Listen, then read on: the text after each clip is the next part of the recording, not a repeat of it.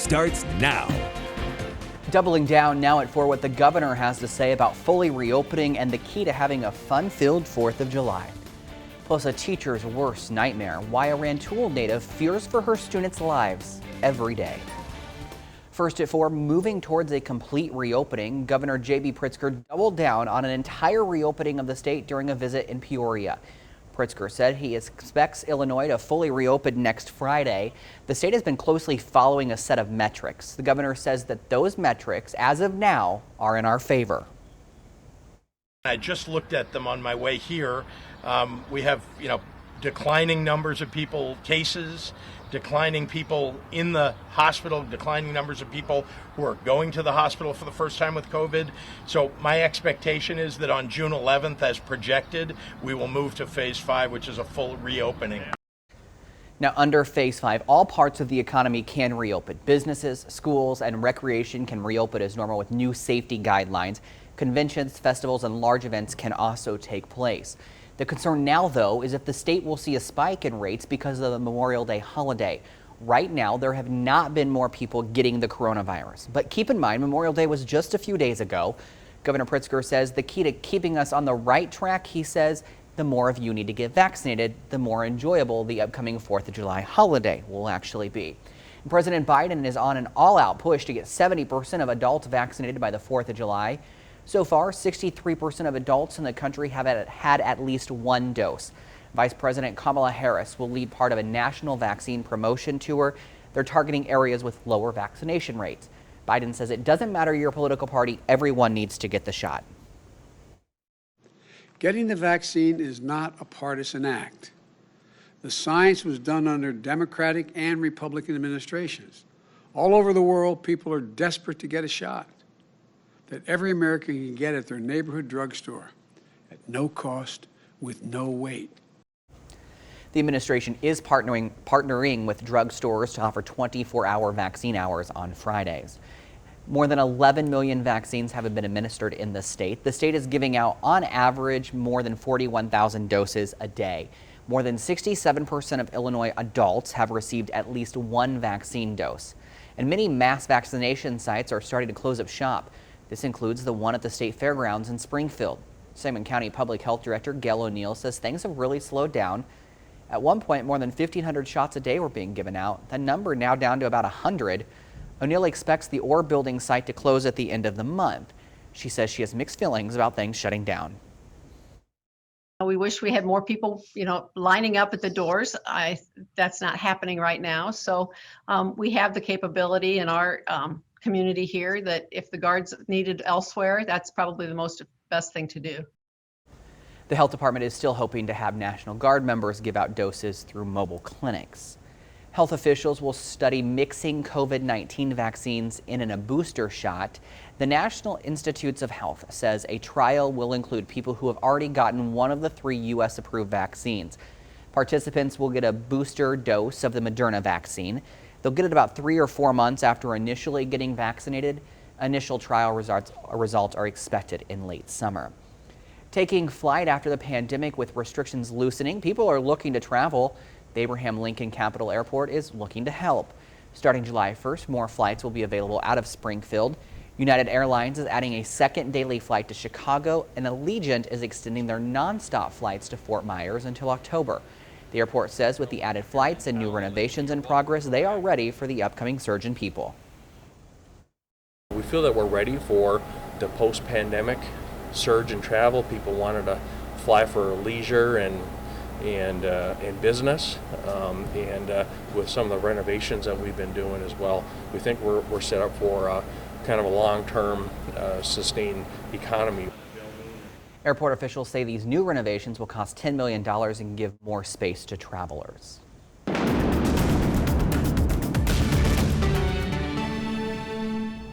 The time now is 4:04 on your Wednesday evening, and it's been dry for most of us throughout the duration of your Wednesday. However, we still have some rain very close to our area. Some of us still even dealing with those rain showers. Now, I'm showing you the bigger picture here because look what's behind all of that green.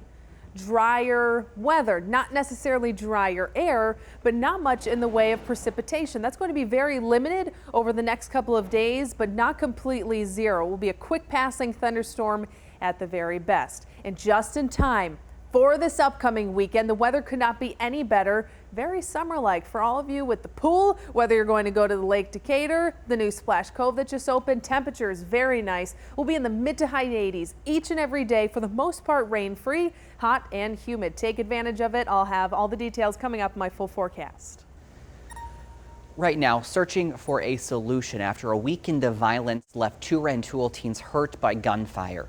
The young man and woman are going to be okay, but this news hits too close to home for a Rantoul teacher. Heather Van Meter said every time she hears of a shooting in her town, she fears it will involve a student. Her goal now is to find a solution to help keep kids from getting wrapped up in the violence. Hope that we can come together as a community and really make something happen, you know, in the short term and the long term, that's going to change how people view our town, how people view the members of our community. Van Meter, a Rantoul native, has worked for Rantoul schools for 6 years. She said just this year, 4 of her former students have been shot. 1 of them was killed. Developing news now, meat supplier JBS says it is making progress after a cyber attack over the weekend. JBS is the biggest meat producer in the world. Yesterday, 6 of its plants were offline in the United States. Today, the company says most of its plants are back up and running. The company told the White House it thinks Russian criminal hackers were behind the attack. Mr. President, will you retaliate against Russia for this latest ransomware attack? We're looking closely at that issue. Do you think Putin is testing you? No. Now, Biden will meet with Putin in Geneva in 2 weeks. Cybersecurity will be among the topics of discussion. Battling bullying. Still to come, what parents need to know and how they can respond to bullying of the LGBTQIA youth as the nation celebrates Pride Month. And a little later, your pooch packing on the pounds, the latest information that may make you feel a little less guilty about pandemic eating. Well, June is Pride Month. It's a time to remember the fight for equal rights of the gay, lesbian, bisexual, and transgender community. The issue of bullying of LGBTQIA American youth is a big problem, and the experts want you to know how to handle talking with children. First, it's important to know the 3 types of bullying. They include verbal, social bullying, which is hurting someone's reputation, and of course, physical bullying. A psychologist offers the following to help deal with it. Provide courage to build confidence. Talk to your child about how to face their bullies and share your stories of bullying. Remember, this is not about you. While it is important to share your stories with your kids, don't make it about you or them. Let them know that the actions of the bully speaks more about them than your child. And finally, provide your children with resources on who has their backs if they are in an unsafe situation or need someone to talk to. 30 and we're tired. Millennials are reportedly burned out. Millennials are in the generation born between 1981 and 1996. Research shows longer hours, stagnant pay, and rising debt are the reasons for the burnout. A new report found the average baby boomer had to work over 306 hours minimum wage to pay off 4 years of college. The average millennial has to work over 4,000. Some consumer news now. Amazon Prime Day is set. The retail giant will kick off its highly anticipated sales event on June 21st. The annual 2-day shopping event was delayed last year. This year's Prime Day will include discounts on more than 2 million items, twice as many as previously. Amazon says it includes over 1 million deals from small to medium-sized businesses. Hitting the water, coming up, the latest travel test following a pandemic shutdown and what it means for the cruise industry. And Casey, not many of us have a reason to travel. We have our own amazing weather. Oh yeah, it's going to be really nice this upcoming weekend, and even today temperatures still in the 70s, but by tomorrow we will be in the 80s for the extended forecast. I even have your fare forecast for this upcoming weekend. That's right after this. Disney Cruise Lines will soon set sail. The CDC has given the cruise line the green light to try out test sailing from Port Canaveral. Disney says there will be volunteer passengers and new safety protocols. The test cruise will be for 2 nights. No major cruise lines has set sail from U.S. waters since March of 2020. Well, get ready to plan that bachelor party. Las Vegas is back. The city is now fully reopened after shutting down due to COVID. Businesses can return to pre-pandemic guidelines. It took Las Vegas more than 400 days to get to this point. New today, Churchill Downs just suspended trainer Bob Buffett for 2 years. This comes after his Kentucky Derby winner horse failed a second drug test. The horse tested positive for a banned steroid after winning the Kentucky Derby last month. A second blood test found traces of the banned steroid. A third test will be done. If it finds the drug, a new Kentucky Derby winner will be crowned. Macon County 4-H programs are back, and it is a way for kids to interact and to learn some new skills. One new program 4-H will offer is barbering workshops. It's with Lockhart Barber College. Middle, high school students can join in. Information will roll out in the coming weeks. 4-H says it's crucial to engage with our younger generation now. Our younger generation is our future. So we want them to have all these skills that could prepare them for the future and could help us as we grow old. We need them so we can prosper forward. Other programs include gardening to table and book clubs for teens. Grab a pen and paper. I got a long URL to give you. It's at the bottom of your screen. It's go.illinois.edu/DMP. Okay, one more time. go.illinois.edu/DMP. Work from home or get a $30,000 raise? Coming up, the answer from many that might surprise you. Plus, sleeves up, bottoms up. The beer giant preparing for a summer like no other. Well, the desire to work from home is apparently real. A new survey from Network Bland found 64% of people would rather work from home than get a $30,000 pay bump. Out of 45 companies surveyed, only 2 say more people actually chose to have the raise. Casey, I don't know. That's a really hard decision. Give me the raise. That's kind of how I feel. Coming into work. Gets me out of the house. It gets you out of the house, you can interact with people, and you're getting more money. Yeah, $30,000. Where do I sign up? Yeah, sounds nice. Are our bosses watching by chance? I hope the sound's on in the newsroom. Right, me too. All right, well, the next round, we don't have to pay for it. It's on Busch. Anheuser-Busch is teaming up with the White House for the latest vaccine sweetener. Once 70% of us get our first dose, Busch says it will buy everyone a round of beer. You gotta be 21, of course. All you'll have to do is upload a picture of yourself and your favorite place to have a beer.